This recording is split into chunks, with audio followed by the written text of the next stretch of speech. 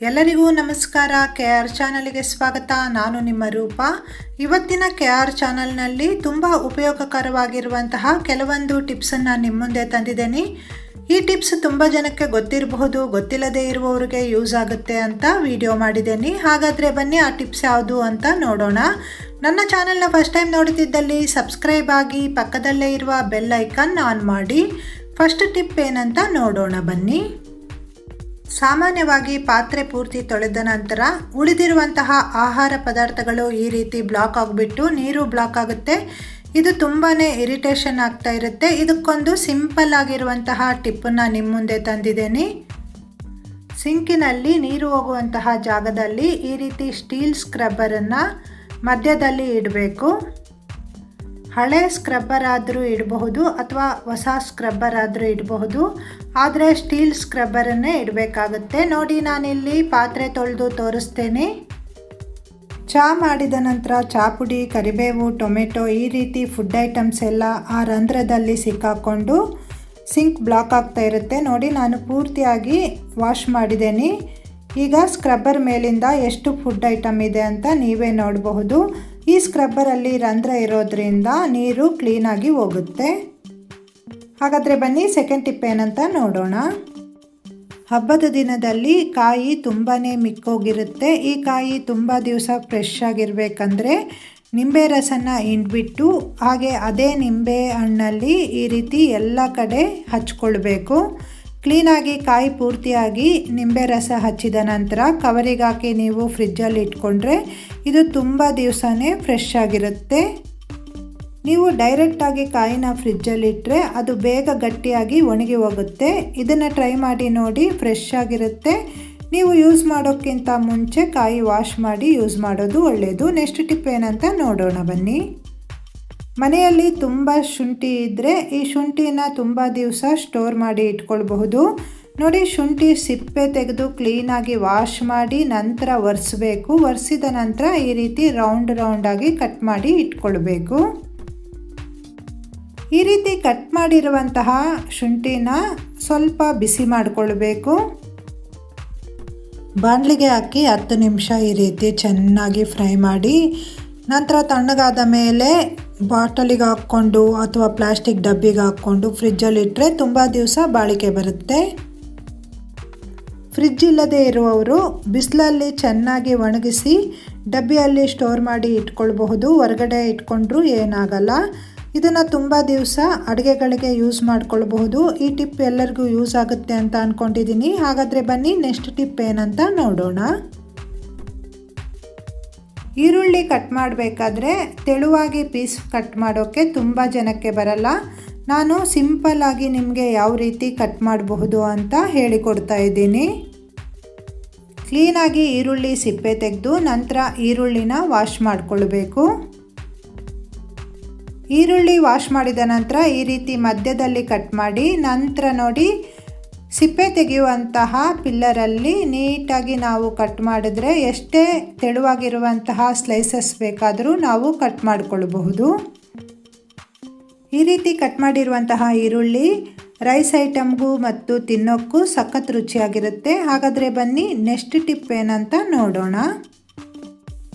ಹಾಗಲಕಾಯಿ ಕಹಿ ಇರುತ್ತೆ ಅಂತ ತುಂಬ ಜನ ತಿನ್ನಲ್ಲ, ಆದರೆ ಹಾಗಲಕಾಯಿ ಆರೋಗ್ಯಕ್ಕೆ ತುಂಬಾ ಒಳ್ಳೆಯದು. ಅದರಲ್ಲೂ ಸಕ್ಕರೆ ಕಾಯಿಲೆ ಇದ್ದವರಂತೂ ಹಾಗಲಕಾಯಿ ತಿನ್ನೋದು ತುಂಬಾ ಒಳ್ಳೆಯದು. ಹಾಗಲಕಾಯಿ ಕಹಿ ಇರದೇ ಇರುವಂತಹ ರೀತಿಯಲ್ಲಿ ನಾವು ಅಡುಗೆ ಮಾಡ್ಕೊಳ್ಬಹುದು. ನೋಡಿ, ಅರ್ಧ ಸ್ಪೂನಿನಷ್ಟು ಅರಸಿನ ಹಾಕಿ ಹಾಗೆ 1 ಸ್ಪೂನಿನಷ್ಟು ಉಪ್ಪನ್ನು ಹಾಕಿ ಇದನ್ನು ಚೆನ್ನಾಗಿ ಮಿಕ್ಸ್ ಮಾಡಬೇಕು. ವಿಡಿಯೋದಲ್ಲಿ ತೋರಿಸಿದ ವಿಧಾನದಲ್ಲಿ ಚೆನ್ನಾಗಿ ಕಿವುಚಬೇಕು.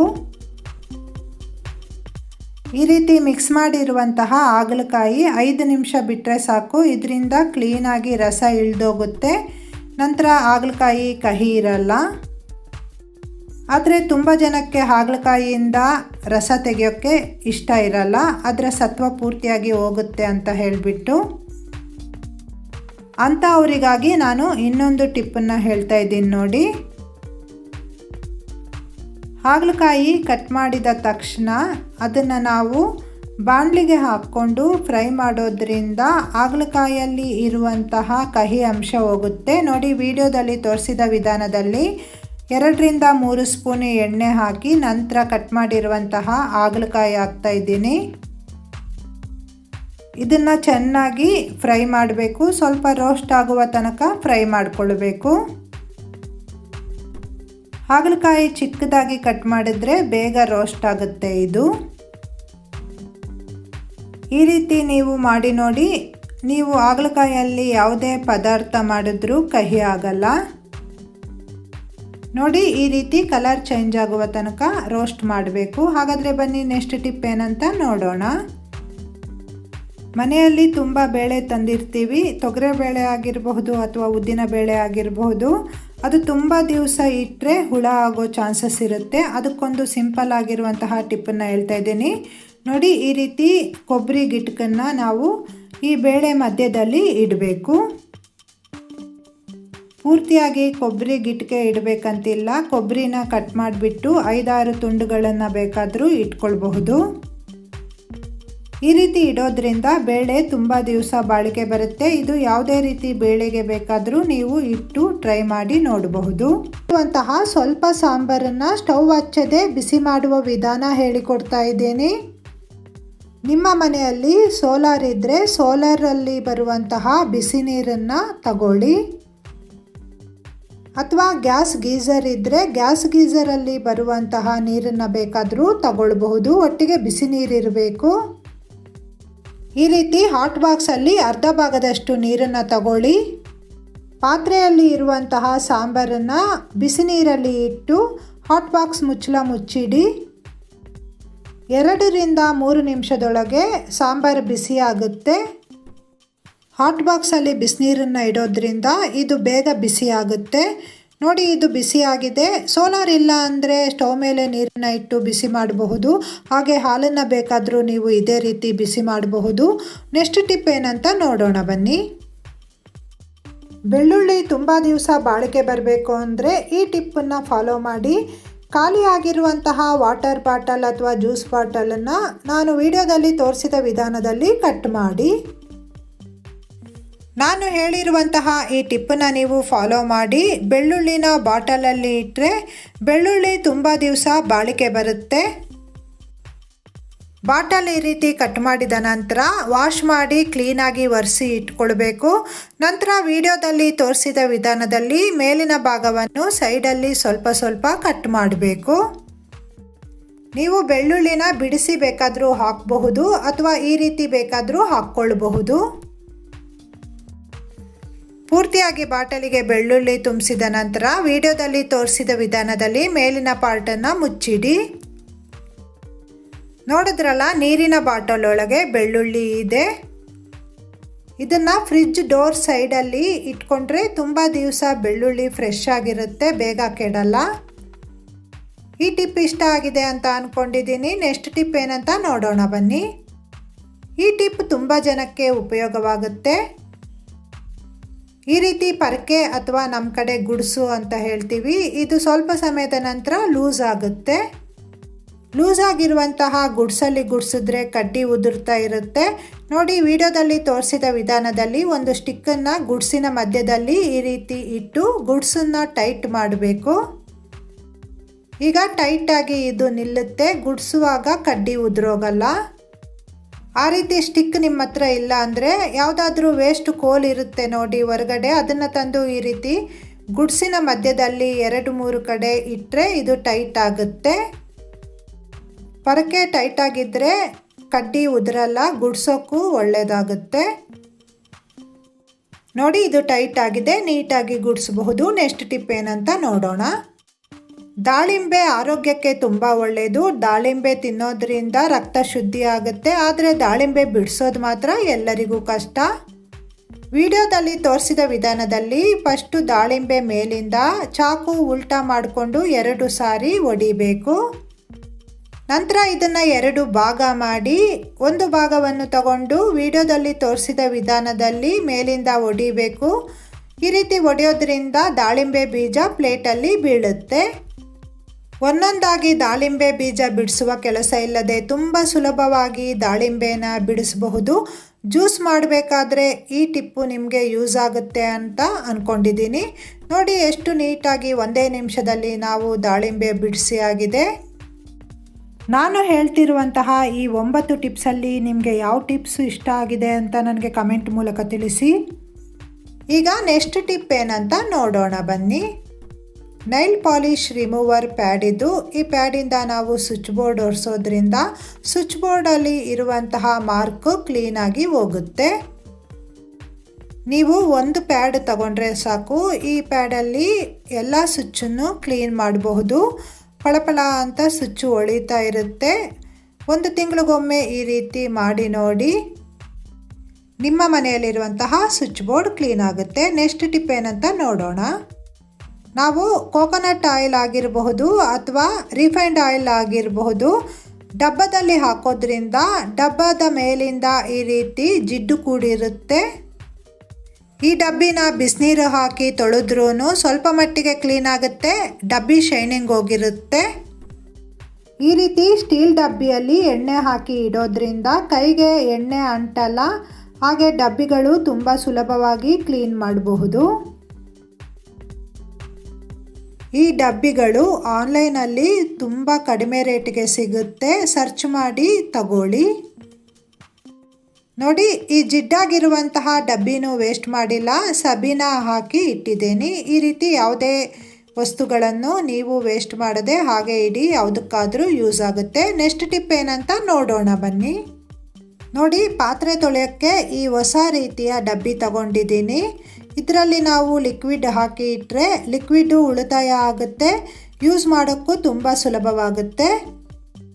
ಈ ಡಬ್ಬಿಗೆ ನಾನು ಸ್ವಲ್ಪ ವಿಮ್ ಜೆಲ್ ಹಾಕಿದ್ದೀನಿ. ಇದಕ್ಕೆ ಸ್ವಲ್ಪ ನೀರನ್ನು ಸೇರಿಸಬೇಕು. ಇದನ್ನು ಚೆನ್ನಾಗಿ ಮಿಕ್ಸ್ ಮಾಡಿ. ಇಷ್ಟು ನಿಮಗೆ ಲಿಕ್ವಿಡು 1 ತಿಂಗಳವರೆಗೂ ಬರುತ್ತೆ. ಈ ಡಬ್ಬಿಯಿಂದ ನಾವು ಲಿಕ್ವಿಡನ್ನು ಉಳಿತಾಯ ಮಾಡಬಹುದು. ಡಬ್ಬಿ ಲಿಡ್ಡನ್ನು ಕ್ಲೋಸ್ ಮಾಡಿ ಈ ರೀತಿ ಸ್ವಲ್ಪ ಸ್ಕ್ರಬ್ಬರಿಂದ ಒತ್ತಿದ್ರೆ ಲಿಕ್ವಿಡ್ ಮೇಲೆ ಬರುತ್ತೆ, ಈಸಿಯಾಗಿ ನಾವು ಪಾತ್ರೆ ತೊಳಿಬಹುದು. ಇದರಲ್ಲಿ ತುಂಬ ಸುಲಭವಾಗಿ ಪಾತ್ರೆ ತೊಳಿಬಹುದು. ನನಗಂತೂ ತುಂಬ ಇಷ್ಟ ಆಗಿದೆ. ಆನ್ಲೈನಲ್ಲಿ ತುಂಬ ಕಡಿಮೆ ರೇಟಿಗೆ ಸಿಗುತ್ತೆ, ಸರ್ಚ್ ಮಾಡಿ ನೋಡಿ ತಗೊಳ್ಳಿ. ನೆಕ್ಸ್ಟ್ ಟಿಪ್ ಏನಂತ ನೋಡೋಣ ಬನ್ನಿ. ನೋಡಿ, ಈ ರೀತಿ ಸೆಲೋ ಟೇಪನ್ನ ನಾವು ಓಪನ್ ಮಾಡೋದೇ ತುಂಬ ಕಷ್ಟ. ಉಗುರಿದ್ದವರು ತುಂಬ ಈಸಿಯಾಗಿ ಇದನ್ನು ಓಪನ್ ಮಾಡ್ತಾರೆ. ನಾನು ಹೇಳ್ತಿರುವಂತಹ ಟಿಪ್ಪನ್ನು ಫಾಲೋ ಮಾಡಿ ನೋಡಿ. ನಿಮಗೆ ಬೇಕಾದಷ್ಟು ಸೆಲೋ ಟೇಪನ್ನು ಕಟ್ ಮಾಡಿದ ನಂತರ ಆ ತುದಿಗೆ ಒಂದು ಕಡ್ಡಿನ ಇಟ್ಟು ಈ ರೀತಿ ನೀವು ಅಂಟಿಸಿ ಇಡಿ. ನಿಮಗೆ ತುದಿ ಎಲ್ಲಿದೆ ಅಂತ ಗೊತ್ತಾಗುತ್ತೆ. ನೋಡ್ತಿದ್ದೀರಲ್ವಾ, ಇದು ಎಷ್ಟು ಸುಲಭವಾಗಿ ನಾವು ಓಪನ್ ಮಾಡಬಹುದು ಅಂತ. ತುಂಬ ಸಿಂಪಲ್ ಆಗಿರುವಂತಹ ಟಿಪ್ ಇದು, ತುಂಬ ಜನಕ್ಕೆ ಯೂಸ್ ಆಗುತ್ತೆ ಅಂತ ಅಂದ್ಕೊಂಡಿದ್ದೀನಿ. ಹಾಗಾದರೆ ಬನ್ನಿ ನೆಕ್ಸ್ಟ್ ಟಿಪ್ ಏನಂತ ನೋಡೋಣ. ಈ ಟಿಪ್ ನಮ್ಮ ತುಂಬ ಜನ ಹೆಣ್ಮಕ್ಳಿಗೆ ಯೂಸ್ ಆಗುವಂತಹ ಟಿಪ್ ಅಂತಾನೆ ಹೇಳಬಹುದು. ನೋಡಿ, ತುಂಬ ರೇಟ್ ಕೊಟ್ಟು ತುಂಬ ರೀತಿಯ ಇಯರಿಂಗ್ಸ್ ತಗೊಂಡಿರ್ತೀರಾ, ಆದರೆ ಈ ಇಯರಿಂಗ್ಸನ್ನ ಈ ರೀತಿ ಇಟ್ಟಿರ್ತೀರಾ. ಇದರಿಂದ ಸ್ಟೋನು ಕಲರು ಹೋಗೋ ಚಾನ್ಸಸ್ ಇರುತ್ತೆ. ಈ ರೀತಿ ವೇಸ್ಟಾಗಿ ಬಿದ್ದಿರುವಂತಹ ಸ್ಪಂಜನ್ನು ಕ್ಲೀನ್ ಮಾಡಿ ಇಟ್ಕೊಳ್ಳಿ. ನಂತರ ಇಯರಿಂಗ್ಸನ್ನು ಇದರಲ್ಲಿ ಚುಚ್ಚಿ ಇಡಿ. ವಿಡಿಯೋದಲ್ಲಿ ತೋರಿಸಿದ ವಿಧಾನದಲ್ಲಿ ನೀವು ನೀಟಾಗಿ ಇಯರಿಂಗ್ಸನ್ನು ಇಟ್ಕೊಂಡ್ರೆ ಇದರಿಂದ ಕಲರು ಹೋಗಲ್ಲ, ಸ್ಟೋನು ಬಿಟ್ಟೋಗಲ್ಲ, ನೀಟಾಗಿ ಇಟ್ಕೊಳ್ಬಹುದು. ನಾವು ಎಲ್ಲಾದರೂ ಹೋಗಬೇಕಾದ್ರೆ ತುಂಬ ಈಸಿಯಾಗಿ ಇದು ಸಿಗುತ್ತೆ. ಎಲ್ಲ ಇಯರಿಂಗ್ಸನ್ನು ಸ್ಪಂಜಲ್ಲಿ ಫಿಕ್ಸ್ ಮಾಡಿದ ನಂತರ ನಾವು ತರುವಂತಹ ಐಸ್ ಕ್ರೀಮ್ ಆಗಿರಬಹುದು ಅಥವಾ ಸ್ವೀಟ್ ಡಬ್ಬಿ ಇರುತ್ತೆ ನೋಡಿ, ಆ ಡಬ್ಬಿಯಲ್ಲಿ ಈ ಸ್ಪಂಜನ್ನು ಇಡಿ. ಈ ರೀತಿ ಇಟ್ಟು ಬೇಕಾದರೆ ಮೇಲಿಂದ ಒಂದು ಟಿಶ್ಯೂ ಪೇಪರನ್ನು ಇಡಬಹುದು ನೀವು. ಈ ರೀತಿ ಜಾಗ್ರತೆ ಮಾಡಿ ತಂದಿರುವಂತಹ ಇಯರಿಂಗ್ಸನ್ನು ಇಟ್ಕೊಂಡ್ರೆ ಸ್ಟೋನು ಹೋಗಲ್ಲ, ಹಾಗೆ ಕಲರು ಹೋಗಲ್ಲ. ಈ ರೀತಿ ಚಿಕ್ಕ ಪುಟ್ಟ ಟಿಪ್ಸನ್ನು ನೀವು ಫಾಲೋ ಮಾಡಿ ನೋಡಿ, ನಿಮಗೆ ತುಂಬಾ ಯೂಸ್ ಆಗುತ್ತೆ. ನೋಡಿದ್ರಲ್ಲ ಫ್ರೆಂಡ್ಸ್, ಮನೆಯಲ್ಲಿ ಅದು ಸರಿ ಇಲ್ಲ ಇದು ಸರಿ ಇಲ್ಲ ಅಂತ ಪೇಚಾಡೋಕ್ಕಿಂತ ಇದ್ದದ್ರಲ್ಲೇ ನಾವು ಈ ರೀತಿ ಅಡ್ಜಸ್ಟ್ ಮಾಡಿಕೊಂಡು ಹೋದರೆ ಮನೆ ಖರ್ಚನ್ನು ತುಂಬ ಸುಲಭವಾಗಿ ನಿಭಾಯಿಸಬಹುದು. ಈ ಟಿಪ್ಸ್ ವಿಡಿಯೋ ನಿಮಗೆ ಇಷ್ಟವಾಗಿದೆ ಅಂತ ಅಂದ್ಕೊಂಡಿದ್ದೀನಿ. ನಿಮಗೆ ಇಷ್ಟವಾದರೆ ಯಾವ ಟಿಪ್ಸ್ ಇಷ್ಟವಾಗಿದೆ ಅಂತ ನನಗೆ ಕಮೆಂಟ್ ಮೂಲಕ ತಿಳಿಸಿ. ಇದೇ ರೀತಿ ನಮ್ಮ KR ಚಾನಲ್ನಲ್ಲಿ ತುಂಬ ಬಗೆಯ ಕಿಚನ್ ಟಿಪ್ಸ್ ವಿಡಿಯೋಸ್ ಮಾಡಿದ್ದೀನಿ, ಅದನ್ನು ಒಮ್ಮೆ ನೋಡಿ. ಈ ವಿಡಿಯೋ ಇಷ್ಟವಾದರೆ ಲೈಕ್ ಮಾಡಿ ಮತ್ತು ಶೇರ್ ಮಾಡಿ. ಒಳ್ಳೆಯ ವಿಡಿಯೋಸ್ಗಾಗಿ KR ಚಾನಲ್ಗೆ ವಿಸಿಟ್ ಕೊಟ್ಟು ವಿಡಿಯೋಸ್ ಎಲ್ಲ ನೋಡಿ. ವಿಡಿಯೋ ನೋಡಿದ ನಿಮಗೆಲ್ಲರಿಗೂ ಧನ್ಯವಾದಗಳು.